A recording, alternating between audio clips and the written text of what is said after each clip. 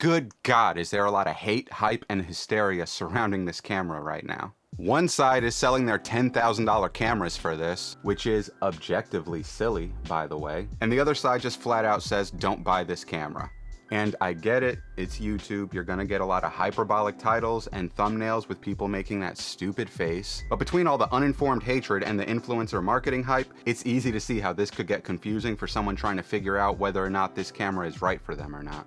So, like the title of this video implies, this is really for people who are on the fence but are unsure about whether or not they should go forward in purchasing the Blackmagic Pyxis. So, if you've already pre-ordered this camera, it is not my intention to spread my cheeks and dump all over your parade, but I am gonna be pretty critical of this camera. Alternatively, if you've already decided that you hate this camera and you feel compelled to hate spam every single comment thread about how much you hate this camera and you hate Blackmagic and you hate the Blackmagic fanboys, as though you have some sort of weird personal vendetta against Grant Petty because he slept with your girlfriend, sorry, but I'm not gonna be fanning those flames of hate either. I'm just gonna do my best to break down this camera, good, bad, ugly, dispel some of the misinformation that's floating around out there, and hopefully help you come to some sort of conclusion. Or more realistically, it's gonna start a flame war in the comments. Either way. So I've mentioned this a few times before, but my current camera is a Blackmagic Pocket Cinema Camera 4K, but I have been looking to upgrade, and I told myself that I was gonna wait until NAB just to make sure that I wasn't missing out on anything good. Or if something really exciting came out, it would drop the price of existing cameras on the used market. And I'm not gonna lie, when Grant Petty pulled this thing out, my eyes lit up and I had a big goofy smile on my face. But admittedly, there were a few things that irked me, so I went online to check out some civilized discourse and was bombarded with ridiculous arguments full of ignorance, condescension, and of course, anger. So let's talk about what's got so many people so worked up. Everyone is so mad about this screen. So, in defense of this camera, it is supposed to be a box style camera, although it is larger than pretty much every other box style camera, but nonetheless, it's supposed to be a box style camera, and with box style cameras, it is true that you are supposed to add your own monitor to it. The little monitor that's usually attached to it is not meant for viewing or framing up your shots at all. When I saw that giant usable screen on the side, I thought, holy shit, Blackmagic actually came up with a thoughtful, innovative design for once. Somehow managing to give us the box style camera that we've all wanted in a compact form factor, while giving you an Ursa style screen that's bright and viewable to where you're supposed to rig up the camera, but you don't need to. And then they say that the screen is fixed to the side and just completely ruined it. So yes, you are supposed to add your own monitor to it, but they almost designed it in a way to where you didn't have to. And make no mistake about it, having to turn your camera to the side every time you want to access the menu is gonna be annoying. Don't believe me? Grab your mirrorless camera, rig it up, lens, V-mount, rails, monitor, and flip your little LCD screen out to the side and keep it like that all day. It's suboptimal at best and hella annoying at worst. So yes, you are supposed to add your own monitor to these box style cameras, that's true. But it's also true that all of the good ones have a monitor that allows you to control the camera and dive into the menus. Arri, Red, Canon, Kinefinity, and Zcam. They all do it because having to turn your camera to the side every time is obnoxious. Now I'm like 90% certain that Blackmagic is gonna come out with a monitor like that, but one, it's not out yet. And two, you wouldn't need it if they just allowed that screen to flip out. Now, I'm not implying that they intentionally designed this camera to be annoying in order to sell more of those proprietary monitors, while also giving themselves a clear path to upgrade for a Mark II version, but yes, that's exactly what I'm implying. Anyway, the screen is annoying, but by no means is it a deal breaker. And also maybe Tilta or Dark Power Laboratory is gonna come out with one of those flippy mod screen things that some of these individuals come out with in order to fix cameras that are poorly designed. Here's hoping. I honestly don't have that much to say about this one. Some people out there were complaining that they went with the BPU batteries instead of a native V-mount, which I personally kind of like that you can go smaller with the BPUs if you want to.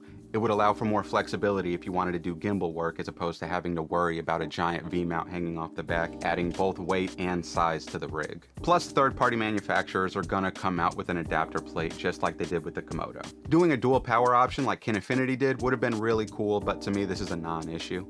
As long as the native battery life is good, then you can go small with the BPU, you can go large with a V-mount, options, modularity.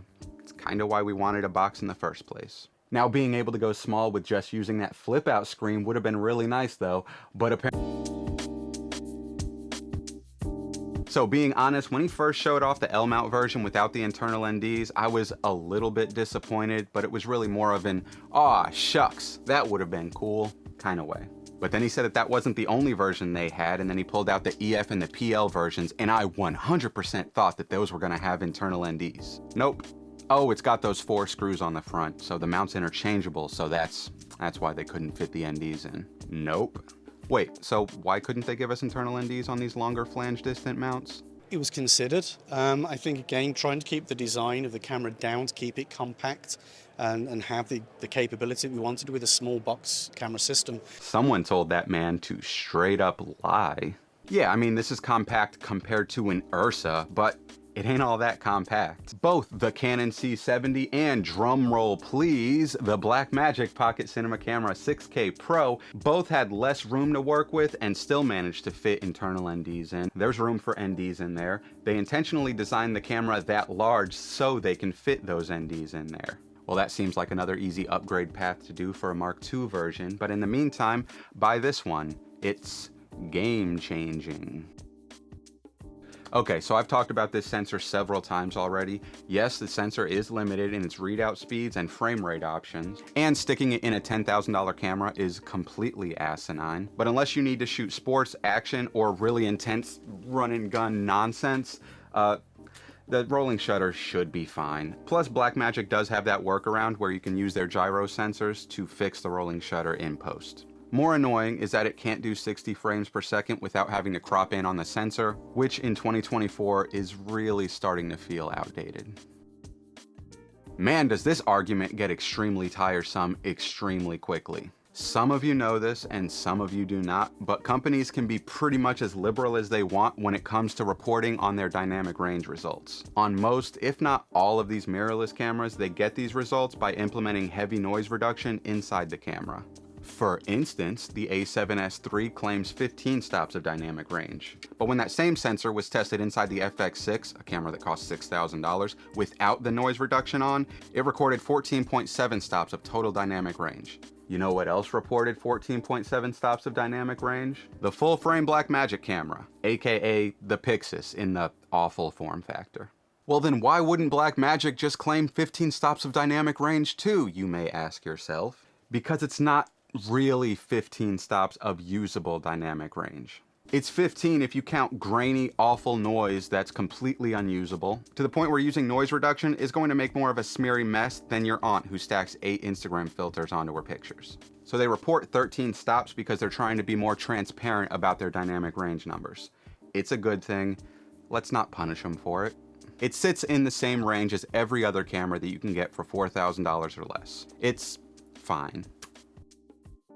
So, only being able to shoot B-RAW internally doesn't affect me in the slightest. I love B-RAW. I wish that every camera had a B-RAW option. But there are people that need to deliver in ProRes, and I imagine it's gotta be frustrating if you are already invested in their ecosystem, and then they just completely drop it from all of their cameras moving forward. So, I just wanna let you know that your grievances are valid, and that you are heard. Now shut up. So I think that's most of the grievances I've come across, but if not, feel free to tell me that I'm an idiot for forgetting so-and-so in the comments. The last thing I want to address is the value aspect of this camera, because all the influencers online keep telling you how great of a value this camera is, and oh my goodness, it's only $3,000. And I'm just going to tell you that there are a ton of reasons to buy this camera, but value isn't really at the top of the list. And I know a thing or two about value because I'm Jewish. Am I allowed to say that? Am I gonna get canceled? I am Jewish. So let's go over some value propositions. Let's say that you currently have the Blackmagic Pocket 6K Pro. Let's look at what the benefits of upgrading are gonna be and what it'll cost you. So for $3,000, you're getting a box with a larger sensor, so you'll get more depth of field. Sweet. You're gonna need to buy that side plate to attach your SSD, and you're gonna need a side handle to be able to actually hold the camera. So let's just say 50 for the plate and then another 100 for the handle. Then you're gonna need an SDI monitor, a mount for the monitor, and a cable. Let's say $450. You're also gonna need a few of those BPU batteries, so let's just call that another $100.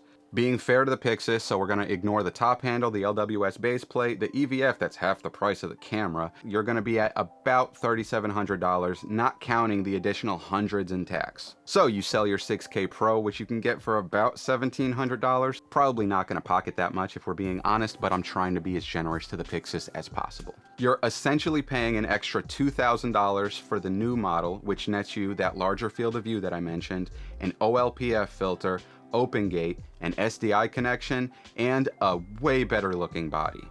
But you're also losing an XLR port, internal NDs, dynamic range, yes, I said that correctly, dynamic range, worse low light performance as well. Surprisingly worse low light performance. Obviously, value is going to be subjective, but ultimately what pushed me in favor of not getting the Pyxis was when I compared getting the Blackmagic Pyxis versus getting an S5 IIX with a Blackmagic Video Assist. For how I would use them, the S5 IIX would cost me about $1,500 less. And on top of that, I would be getting fantastic IBIS, great low light performance, good autofocus, weather sealing, the option of using ProRes, the ability to use it without rigging it up, and photo capabilities, all of which the Pyxis does not have. They use the same sensor, so the rolling shutter, frame rate options, and dynamic range are all close to identical, and the Video Assist is still going to give you B-RAW, false color, and XLR ports, just like the Pyxis. The only thing that the Pyxis had over the S5 IIX was an OLPF filter, open gate RAW, as opposed to the S5 IIX's 420 open gate, and that it looks cool. But the thing is, I'm not even 100% sold on the S5 IIX. I'm really not hating on the Pyxis. As soon as I saw it, I wanted to get it. But the more I looked at it, the less it seemed to offer. The large, actually usable monitor doesn't flip out. Like I said, it's cool, but it's not a deal breaker. No internal NDs. I mean, that's fine. Can't have it all for $3,000. No interchangeable mount. Well, I mean, that's fine. I can just get an adapter. The sensor's on par with cameras you can get for half the price. Well, I mean, it's still a good sensor, I guess. I just wanted it to have something that you can't get in a hybrid camera. And the only real thing that I could come up with was that they don't look as cool. Which, I mean, the Pyxis is beautiful to look at. And people can scoff at that all they want, but aesthetics do matter. People like to look at and are often inspired by beauty. I know I am. But I honestly feel like that's the standout feature of the Pyxis, and it's just not enough to justify the price. It's not game-changing because it has nothing new to offer, and it's not particularly a great value because there are cameras that can do more for less. All that being said, when the Mark II drops with its flip-out screen and internal NDs, and touchscreen monitor with camera control, I'm probably getting it. And if they give us a better sensor, I am absolutely getting it. Hell, they can put their old 12K or Ursa G2 sensor in there and it's an instant buy. Also, not to be a fortune teller, but in about a year, the market is going to be absolutely flooded with used Pyxises.